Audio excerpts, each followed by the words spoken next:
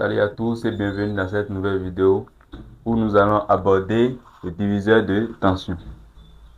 Moi, c'est Ezekiel Beguenon pour ceux qui me découvrent, ingénieur en formation.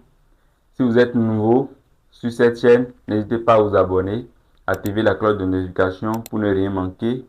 Vous êtes au bon endroit. Ici, vous allez apprendre pas mal de choses en électronique de base et en électrotechnique. On y va. D'abord, la première des choses à savoir sur les diviseurs de tension, les diviseurs de tension s'appliquent généralement sur les tensions, sur les montages série. Alors, pour appliquer la loi diviseur de tension, il faut être en face d'un montage série. Alors, nous pouvons déjà commencer à représenter deux conducteurs ohmiques en série, R1 et R2, alimentés sous une tension U, tracée par un courant I naturellement. Alors, les diviseurs de tension vont nous permettre de trouver la tension soit au borne de R1 ou soit au borne de R2. Et là, il faut d'abord commencer à appliquer la loi d'Ohm. Donc, si U1 est la tension au borne de R2 et U2 la tension au borne de R2, alors nous pouvons dire que U1, ça fait R1 guidé par le courant I, puisque le circuit est en série, les deux résistances sont traversées par les mêmes courants. Également U2, ça fait R2 fois le courant I. L'objectif, c'est de trouver soit la tension au borne de R1, soit la tension au borne de R2, en fonction de la tension principale et des résistances. Donc, nous pouvons déjà commencer à chercher l'expression du courant I pour pouvoir trouver l'expression de R1 en fonction de R et U. Alors, le circuit est en série et nous avons la tension au borne de l'ensemble. Nous pouvons déjà commencer à appliquer la loi d'Ohm au circuit principal. Alors, nous avons U égale à R qui n'est rien d'autre que la résistance équivalente des deux résistances montées en série multipliées par le courant principal I. Et là, nous pouvons déjà trier le courant principal I qui fait U sur R qui. Avec R qui étant la résistance équivalente des deux résistances montées en série. Donc, la résistance équivalente de deux résistances montées en série n'est rien d'autre que la somme de ces résistances. Donc, on aura R qui égale à R1 plus R2. Et notre I fait alors U sur R1 plus R2.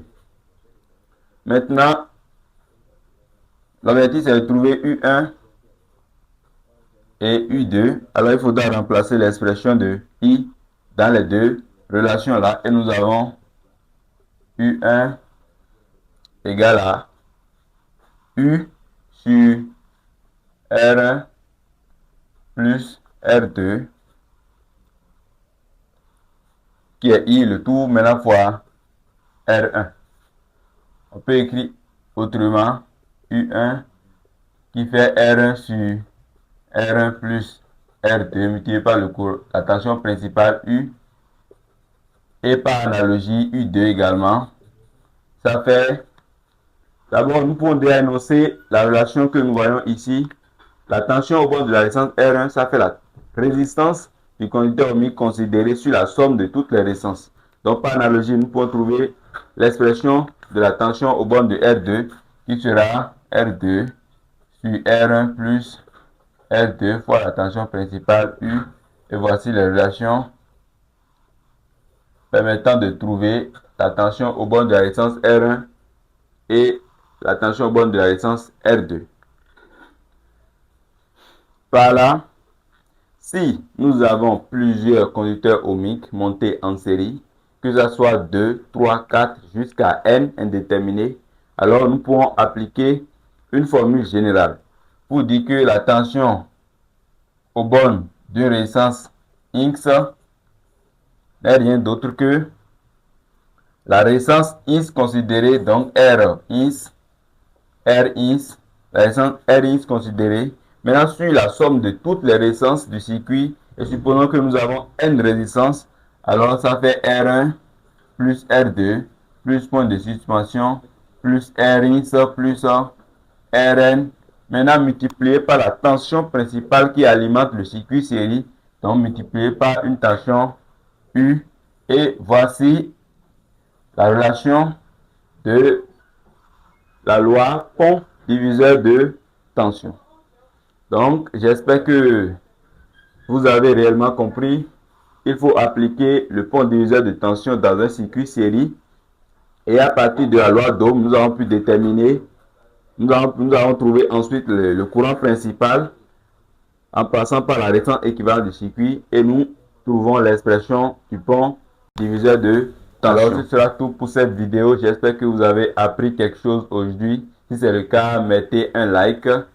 Et si vous êtes nouveau sur notre chaîne, n'hésitez pas à vous abonner et activer la cloche de notification pour ne rien manquer. Et mettez en commentaire vos différentes préoccupations et suggestions. On se dit à très bientôt dans une nouvelle vidéo où nous pourrons appliquer entièrement cette relation pour déterminer une tension aux bornes d'une résistance, connaissant d'abord la nature d'un montage, c'est-à-dire de montage série. À très bientôt. Merci d'avoir suivi.